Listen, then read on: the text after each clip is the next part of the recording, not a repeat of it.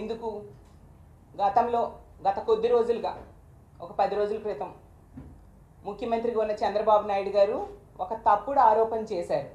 సాక్షాత్తు వెంకటేశ్వర స్వామి లడ్డూలో కల్తీ జరిగిందని ఒక అబద్ధ ప్రచారం చేయడం జరిగింది.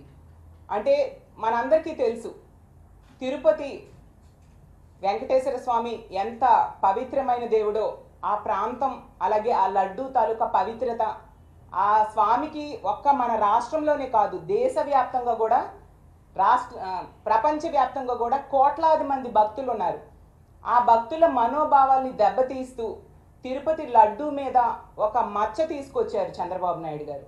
ఇలాంటి పాప పని చంద్రబాబు నాయుడు గారు చేయడం వలన, ఒక ముఖ్యమంత్రి ఇలాంటి అబద్ధాలు ఆడడం వలన ఆ పాపం కనుక ప్రజలకు చుట్టుకుంటుందేమో అని చెప్పి ఆ పాప ప్రక్షాళన కోసం దేవుడా చంద్రబాబు నాయుడు చేసిన ఈ పాపం వలన ప్రజలకి ఏమీ జరగకూడదని పాప ప్రక్షాళన కోసం వైఎస్ఆర్సీపీ శ్రేణులన్నీ ఈరోజు గుడులకు వెళ్ళి దేవుడికి మొక్కుకోవడం జరిగింది.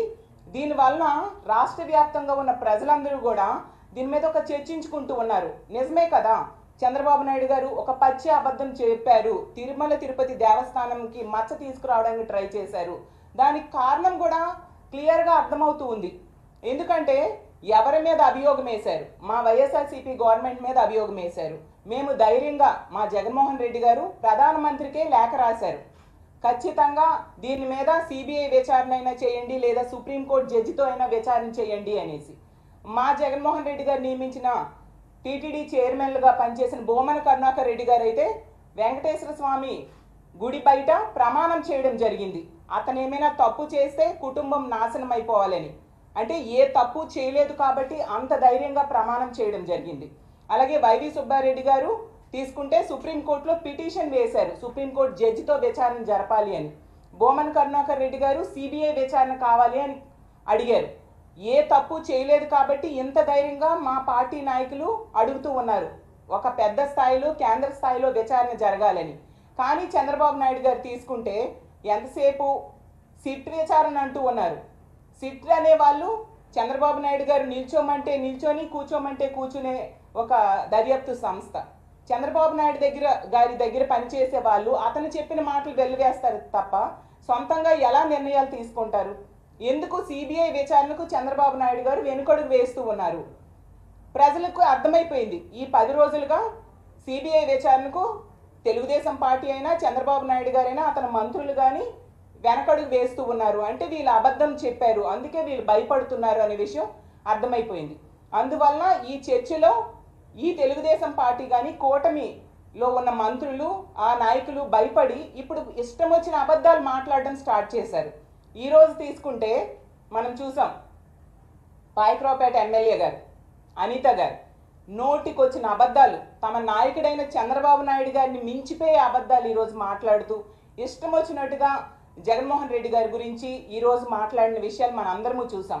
దాన్ని మేము తీవ్రంగా ఖండిస్తూ ఉన్నాం. ఆవిడ జగనన్న గురించి మాట్లాడిన మాటలు చూస్తే సభ్య సమాజం సిగ్గుపడుతూ ఉంది. అరే అంట, జగనన్న ఏమైనా ఈవిడికి ఫ్రెండా, తమ్ముడా, అన్న, కొడుక? అరే ఏంటి? ఒక మాజీ ముఖ్యమంత్రి గారిని పట్టుకొని అరే ఏంటి? ఎన్నిసార్లు మీకు చెప్పాలి? మీకు సభ్యత సంస్కారం మీకు తెలియదా? మీరు నేర్చుకోరా?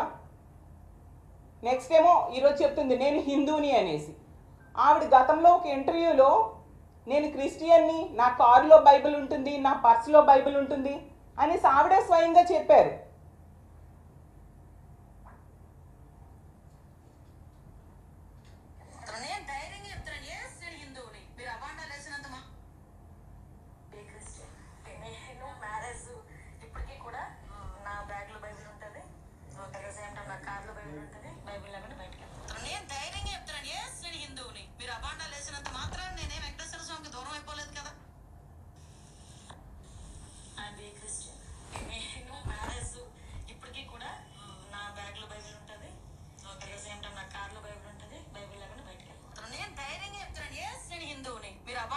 ఎంత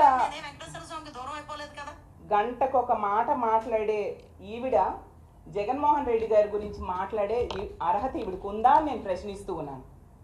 మరి ఈవిడ మొన్న హోమ్ మినిస్టర్ అయ్యాక పాదయాత్ర చేస్తూ తిరుపతి వెళ్ళారు కదా, ఈవిడ డిక్లరేషన్ మీద సంతకం పెట్టారా? అసలు ఈవిడ పెట్టకుండా ఏ మొహం పెట్టుకొని జగన్మోహన్ రెడ్డి గారి మీద ఈవిడ మాట్లాడుతూ ఉన్నారు.